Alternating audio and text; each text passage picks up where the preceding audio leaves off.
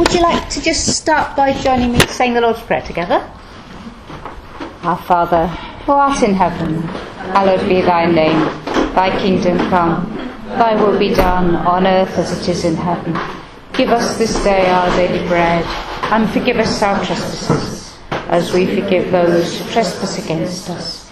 And lead us not into temptation, but deliver us from evil. Amen. Our Lady, seat of wisdom, pray for us. Blessed John Henry Newman, pray for us. Sorry, Saint. Thank you all for coming. How many of you were at the talk last week? The first talk. The first talk, sorry, it wasn't last. Sorry, a month ago. Sorry, the talk.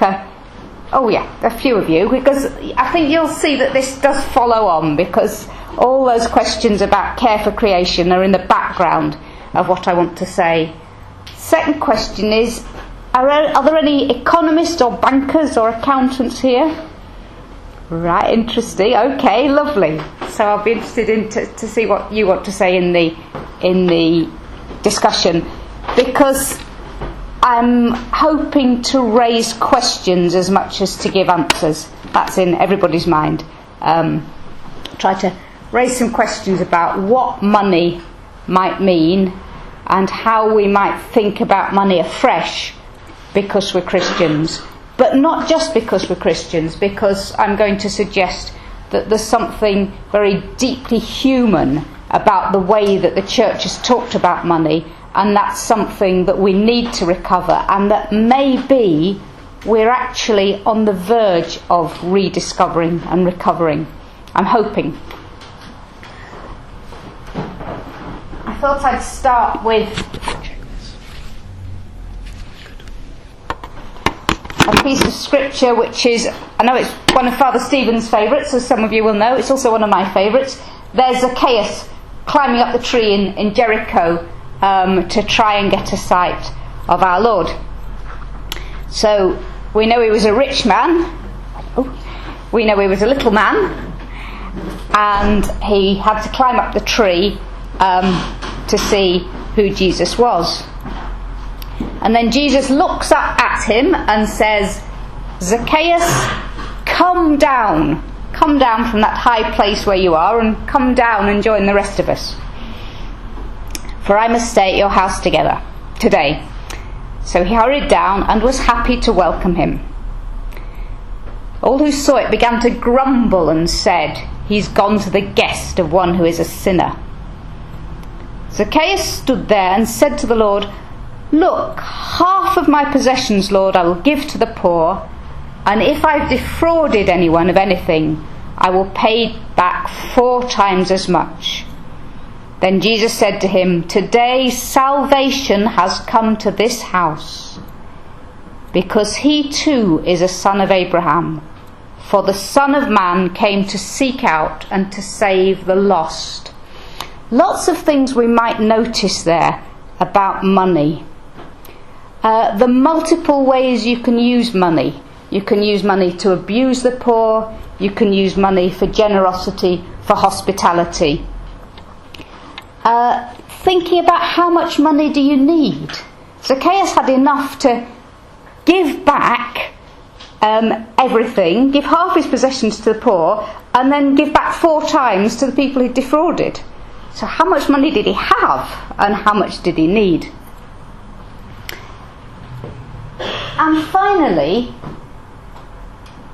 who is the person who's saved in all this? It's not the poor people who get their money back and lots more. The person who's saved is the person who's given his money away, and that's very important.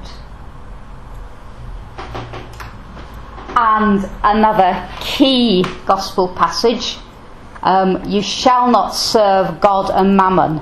And that's a wonderful 19th century picture of somebody enslaved to mammon. The New Testament Greek word mammonas, as far as we know, just means money. It doesn't mean some kind of devil or god or deity. But very quickly in the Christian tradition, it started turning into somebody like that. So that's why it's symbolised in that painting as a kind of god that you serve, a sort of idol. So why is it that there's this extraordinary power that money seems to have, that it can come to symbolise a demon or an idol that can just take us over, as in that painting? Just before St Matthew, in the Sermon on the Mount, says you shall not serve, you cannot serve God and mammon. It's that passage about the eye being the light of the body and the need to have a pure eye. And just after St Luke talks about it, he talks about God knowing the heart. So there's something about the way that the love of money obscures and distorts the way that we think and the way that we love. So that brings us to the basic question. I thought I'd give you the basic question very simply. The Christian meaning of money. That's another little relevant quotation. Make friends for yourself by means of unrighteous mammon. Make friends for yourself. Use money to love with. So, do we love money? Or do we use money to love? That's the fundamental question I want to be reflecting on. Do we love money, so does money become the goal? Or do we use money to love? So is money a means for us to love? If you can't read that, it says, love is going without so that they don't have to. So the little kiddies on the boat get their bikes because Dad's got his trousers patched and he's not spending his money on fashion items. Okay.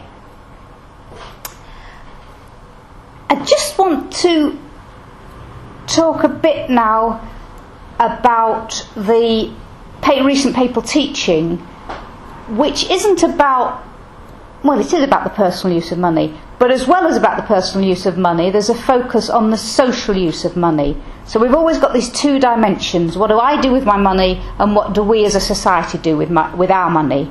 So we're always talking about ethics and politics. And particularly, well, since 1891, that's usually dated to the encyclical Rerum Novarum, when the Church very clearly started teaching how Christians should approach social issues. There's been a body of teaching about political and social uses of money that's grown up.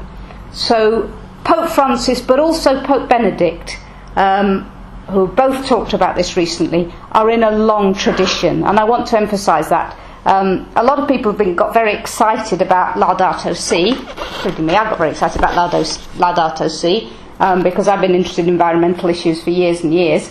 But in terms of actual teaching, there's very, very little in Laudato Si that's new. There are emphases that are different, but the actual teaching is following in a very long tradition, and I think that's important. Pope Francis isn't just making it all up, he's drawing on and bringing out emphases in a long tradition. So we'll go on back and we'll look at Pope Benedict, his encyclical letter. Have any of you looked at this? On Love in Truth, Caritas and Veritate, and there's a whole section in there on economics. And what he does is he tries to put the whole question of money into a wider context. So I'm calling it the big picture. How do we think about money? Let's think about the big picture. So there's the big picture, the whole circle, like the green planet. And what Benedict says is we need to think in threes, not in twos, or we need to think in a three, not just in a two. So there's a kind of Trinitarian thought. What do I mean by that? I mean that for certainly most of the 20th century, people had thought politically about money as if there was a competition or a contrast between two approaches.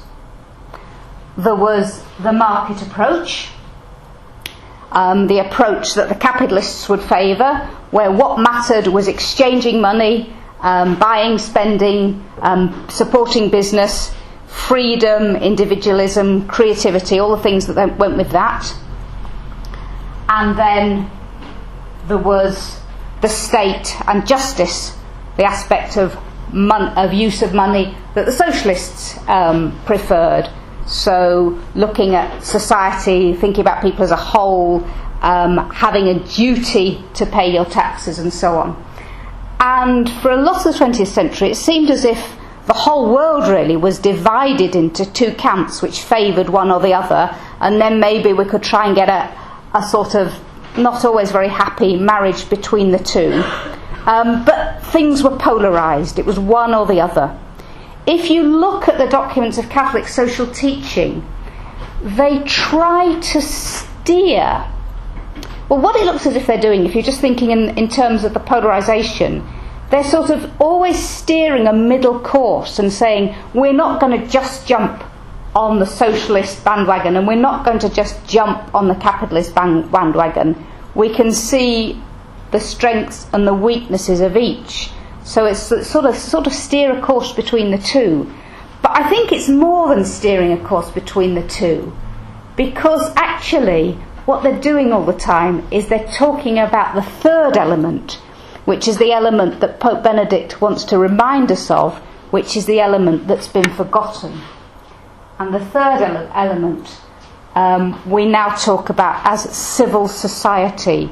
So we mustn't forget that both the market and the state are embedded in something bigger. And that bigger thing is all those human relationships that aren't just about exchange, aren't just about duty, but ultimately are about free giving. They're about generosity. They're about love. They're all the things that we do for each other without requiring money and without being forced to by law.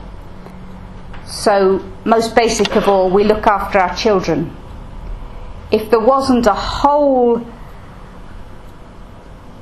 dimension of human life, which is bringing up children, underpinning the state and the market, there wouldn't be a state and there wouldn't be a market. That's one of the things that's being pointed out.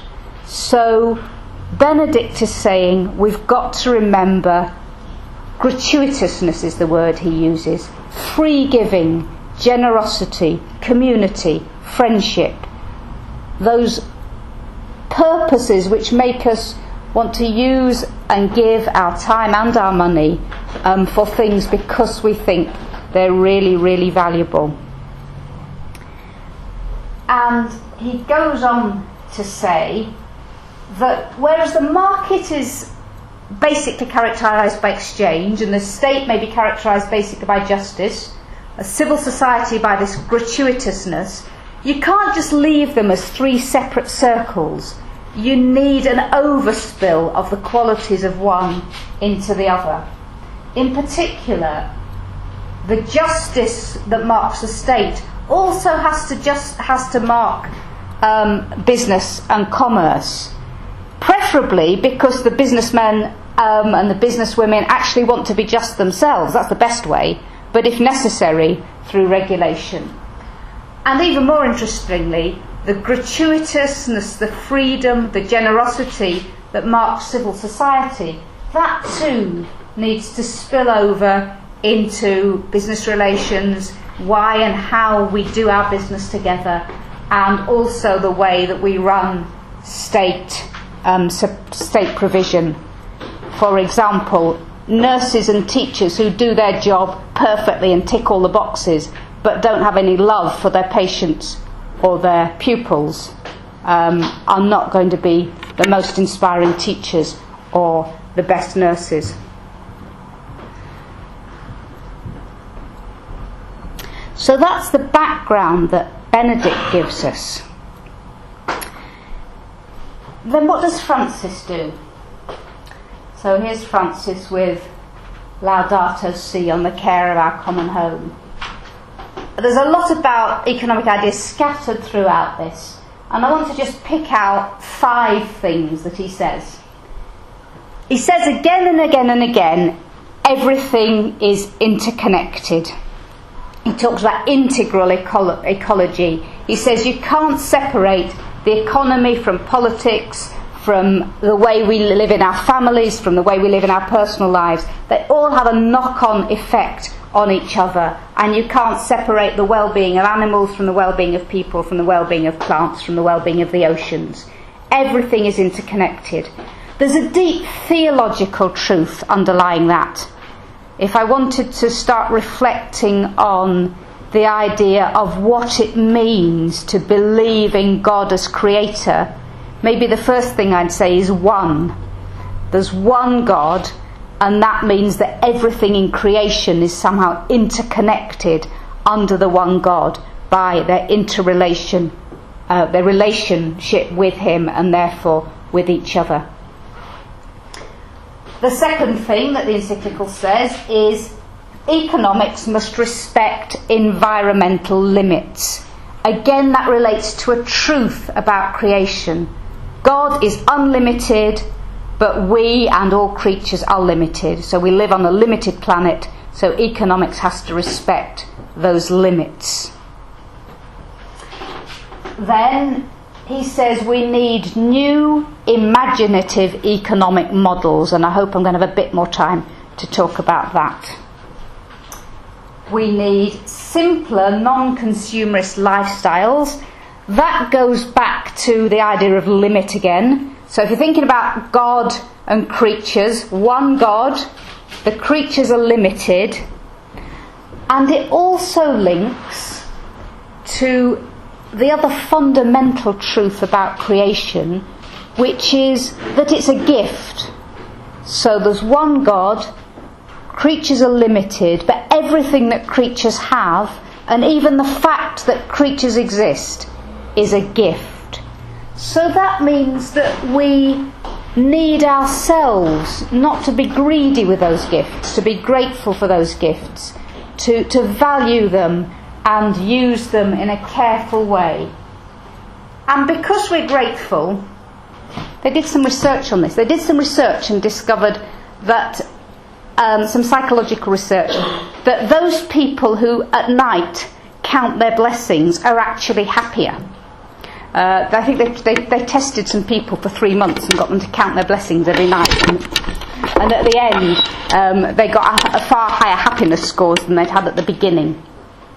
So, simplicity brings joy, because this simple life that's based on gratitude and a recognition of the goodness of the gifts we have actually brings joy, which of course is one of Pope Francis's favourite themes.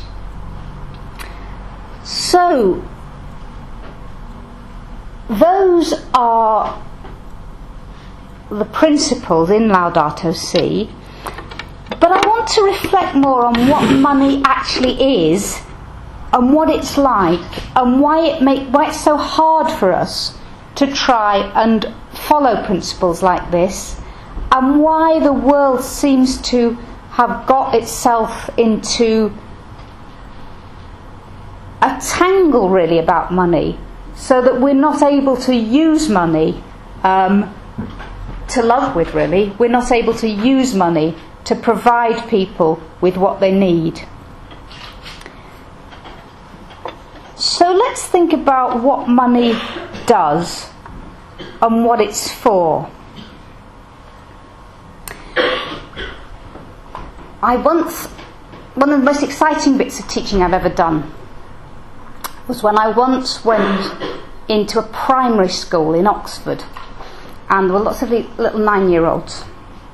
It was in quite a poor area of Oxford, and I started talking to them about the meaning of goodness. I was actually doing pure Aristotle with them, but they didn't know this. They were doing real philosophy, because when you're 9 you can actually do that because you don't have any hang-ups about it. You just really, really like thinking. So they all got very excited about what things were good and why they were good and so on. And in the end I said to them, well, is money good? And one girl gave a very, very thoughtful answer about how money could be good if you used it to give to poor people and make their lives better. And there was a little boy on the front row. And are you too old? You lot too old to know about Just William stories. He was a naughty little boy who had sort of bright red messy hair and was getting into trouble. And there was a little boy that looked just like Just William on the front row, sitting there with his legs crossed, and he was about the smallest in the class. And I said, "When might money be bad?" And he put up his hand and he said, please miss, money's bad if you eat it." I actually thought it was brilliant. He really got the point. If we don't ask what money's for and what it does, then we're going to get it wrong. So what does it do and what should it do? Well, the economists tell us that the most important thing it does probably is facilitate exchange. It enables you to buy oranges or tomatoes or whatever they are. So it's a medium for exchanging different kinds of things. Is that good? Well, obviously, most of the time it's very good. It's good if we're exchanging things we need to exchange. It might not be so good if we're exchanging things we shouldn't be exchanging. So, I was told by somebody recently that the 3 biggest trading areas in the world at the moment are arms, drugs and human trafficking. Even if they're not the 3 biggest, they're very, very big. That's an example where facilitating exchange isn't good. But there's certainly a very, very good role for money to facilitate exchange. It stores value. So you can earn lots of money and you don't have to spend it till next week or next year or 10 years' time. Again, there's a very, very good use for that. It's a really, really helpful thing it can do. But there also may be times when storing value isn't a good thing, when maybe it allows some people to store enormous value when other people could be using that value in order maybe to eat. So these things can be good, they cannot be good. We have to think about each example as to whether it's good. In our society, well, there's lots of other things that money does, but those are the 2 important economic ones. But as we know, another thing money does, and here it has an enormous power, is it symbolises success. So people say Ronaldo is worth, I don't know, 80 million or 100 million or whatever he's worth at the moment. We use money to put labels on people and to value them by how much they can earn or how much they're worth, on people and things. Is that a good thing? Then maybe we start asking a few questions about, is that really the proper use of money? And perhaps even more worrying, money bestows power. It costs an awful lot to run to be American president, and I think actually Mr. Trump spent less than his opponent, so I'm not blaming him as against her. I'm just saying we're in a system where money bestows power, and of course money bestows power not just because it can give you direct political power. Rich people always have enormously more power than poor people. Again, is that a good thing? So thinking about what money does helps us to understand a bit why it has that enormous power that there can be a choice between God and mammon. Now, I'm just hoping you're as clever as those 9-year-olds, because I want to do a bit of philosophy really now. It's not the same as I did with them. I want to think a little bit about the nature of money that enables it to have those functions, and suggest that while in one way its qualities are very advantageous because they help it do its job, they can also be problematic, and we need to be on our guard against that. So let's look about what money's like. If I say the word, what comes into your mind? Is it coins? Or is it a bank account? Or banknotes? Well, money, or at least wealth, once upon a time, money, wealth was like that. It was land, it was property, it was houses, it was animals. It wasn't so easy to exchange, or at least a lot of wealth was in that form. And the history of wealth is a history of increasing dematerialisation. It's become less and less solid, and much easier and easier to move around. It used to take a long time to drive cattle from Edinburgh to London to the market. Well, it still would if you did it that way.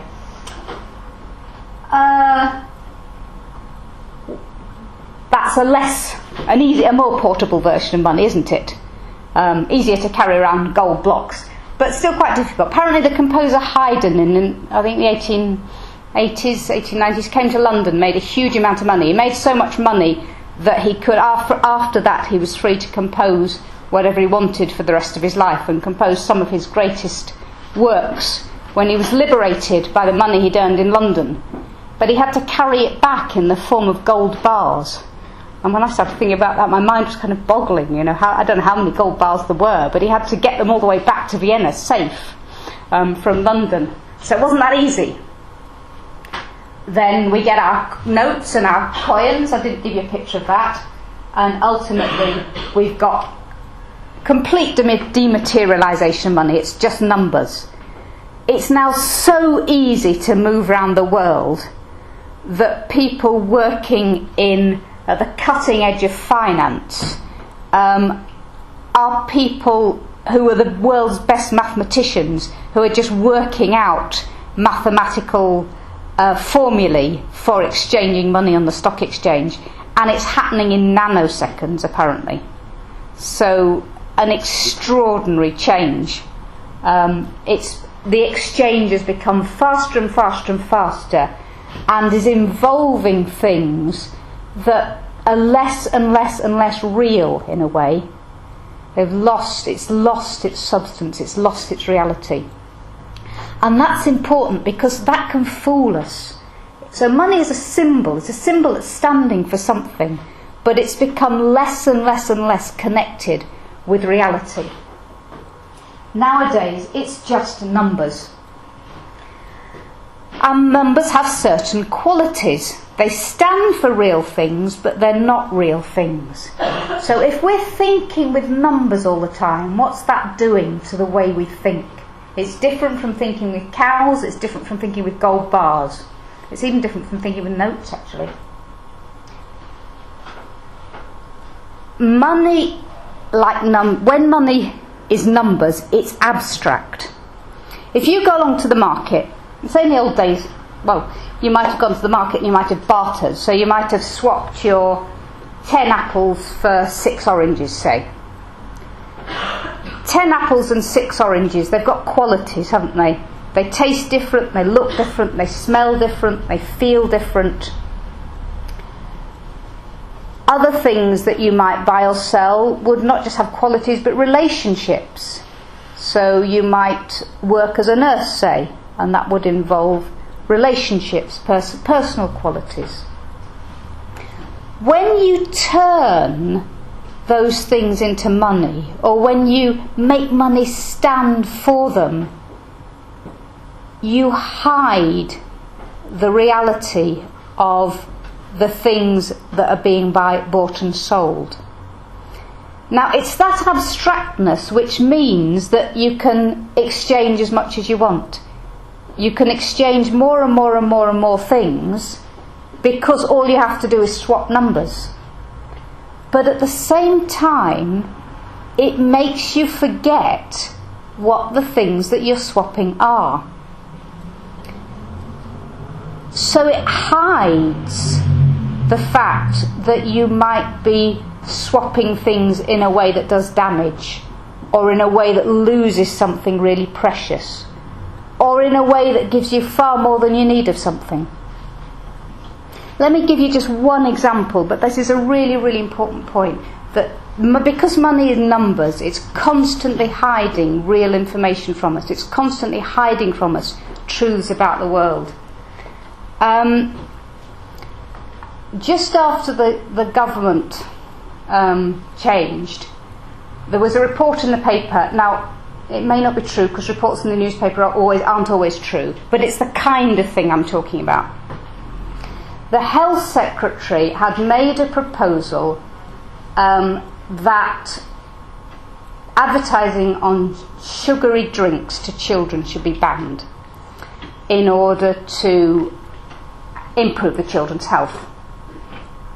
And according to this report in the newspaper, the Health Secretary had been told that this couldn't go ahead because it would be bad for business. In other words, the numbers were the things that were really important. And I thought, well, if that's true, what's business for? What could business be for in our society that is more important than the health of the next generation of children? I mean, there's a possible answer to that question. But can you see the way that turning it into numbers makes you forget what you're talking about? It actually hides the fact that you're talking about the health of children and turns it into a balancing of numbers which obscure information. So it's partly because numbers are abstract and hide distinctions, I think, that they can come to dominate our imagination. There's the same thing I want to say about money as numbers. I'm not going to talk about in detail, but I think it's very important. It's because money is numbers that we have the enormous escalation of debt that we've got, and I could explain that in more detail if you want me to. But I think that that's something that removes freedom and creates improper power relations between people. So there's a very serious ethical issue there. I'm not going to talk about it at length now. But this is the really, really interesting thing, and I think this is the point about why money can play that role of mammon, that role of a kind of deity that we can worship and we can be drawn away from God by money. Because numbers are potentially infinite. So however big a number you've got, you can always add things, can't you? I mean, that's one of the things that you learn if you do a bit of basic maths. Numbers can always get bigger and bigger and bigger. So if you make numbers stand for real things in the world, it's very easy to fool yourself into thinking, or to be under the illusion that the things in the world are infinite. So if you decide that we have to have continued economic growth, that our numbers have to get bigger and bigger and bigger, it's very easy to forget that what you're actually talking about is a finite world. And so avarice, which is the love of money, can be potentially infinite in a way that gluttony, for instance, which is a love of food, can't. However gluttonous you are, you can't just want to eat more and more and more and more and more, because there comes a point when your body can't take it. But the miser can want more and more and more and more and more, because the numbers never stop. And I think there's something that's actually quite important theologically there. Because remember what I was saying earlier about God is infinite and creatures are finite. So if you allow yourself to pretend that created things are finite, there's a kind of mimicking, a kind of false mimicking of God there. And because we are creatures who are made for God, we're made for something infinite. If we deny ourselves the satisfaction that the infinity of God can give us, we can try and substitute it with the infinity of something that appears to be unlimited. And in the political arena, I think this infiniteness combined with the fact that money is endlessly exchangeable, and also combined with the fact that money is linked to debt, has driven us into a situation where we think that we constantly need to have more and more and more growth, and we will actually believe that. And I think when Pope Francis is talking about new economic models, one of the things that he's talking about most importantly is the need to question whether we can live with a situation where we're constantly trying to increase growth. There's an economist called Kenneth Boulding who said that anyone who believes that you can have infinite growth on a finite planet is either a madman or an economist. But the thing is that we all sort of believe that. I can give you lots of arguments for explaining why that's problematic. And all of you, I think, can understand straight away the arguments that it doesn't make sense just to have more and more and more and more money once you've got enough. But it's very, very difficult for us to really internalise that. So when politicians are constantly saying that actually our goal must be growth, and we've got to do this because of economic growth, and we can't do this because of economic growth, and so on, we are persuaded by that, even if, when we really, really think about it, not all economic exchange is good, and having more and more and using more and more and more all the time isn't necessarily good. We constantly need to be asking the questions: what kind of things are we exchanging? What kind of things are we buying? What kind of things are we spending our money on? And where's the money coming from? And so on. So we need to be, I think, much, much more critical about the kinds of spending, the kinds of growth we're talking about. And we need to be critical. And this is where I think Catholics have got something really, really important to contribute. We need to be critical with a very rich and well-informed value system. Because that abstract nature of money that hides distinctions means that a lot of our talk about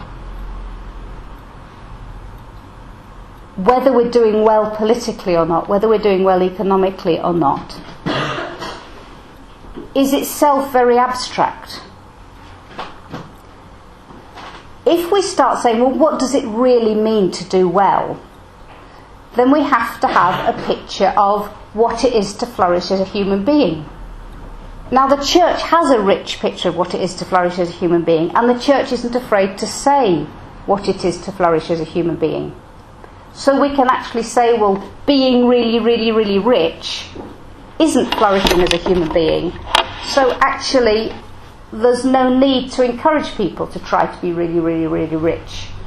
On the other hand, if certain people are very poor, they're also not flourishing as a human being.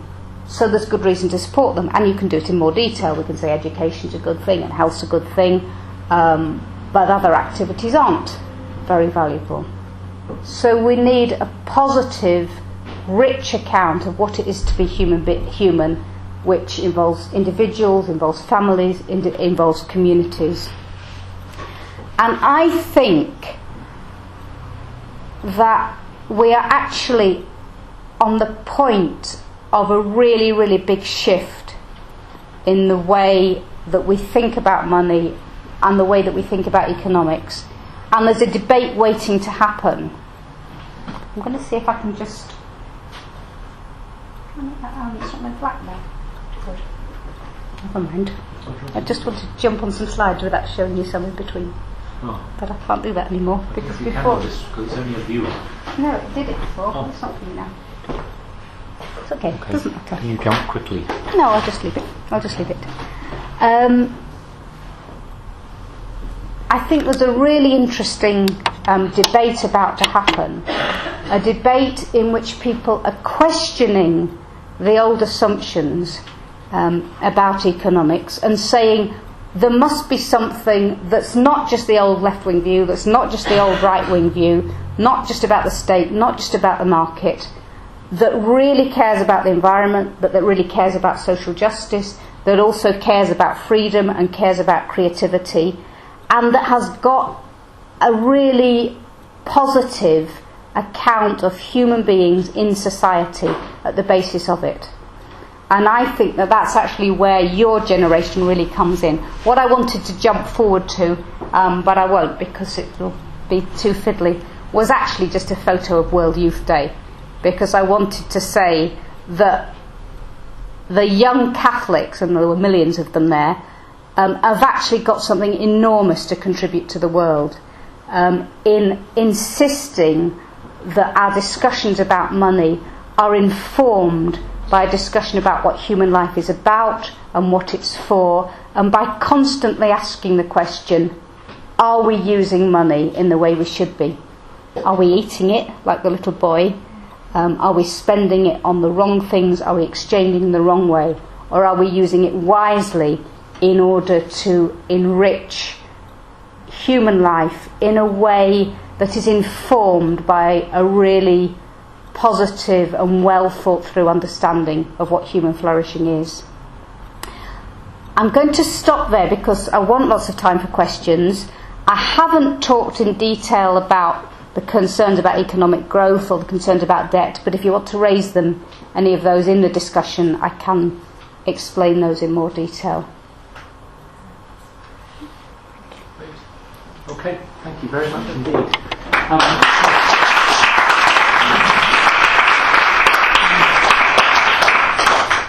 A midway clap. Look, let's just have a little bit of chat just to break the ice. So, will you just share with your neighbour a thought, what struck you, what challenged you, what you disagree with, what questions you have, just to share something that's come up for you from what Sister Margaret said, and then we can feedback and share it all together. Okay, have a 2 minutes chat. Well, you did get some water in the boat. She couldn't find a glass. Thank you very much.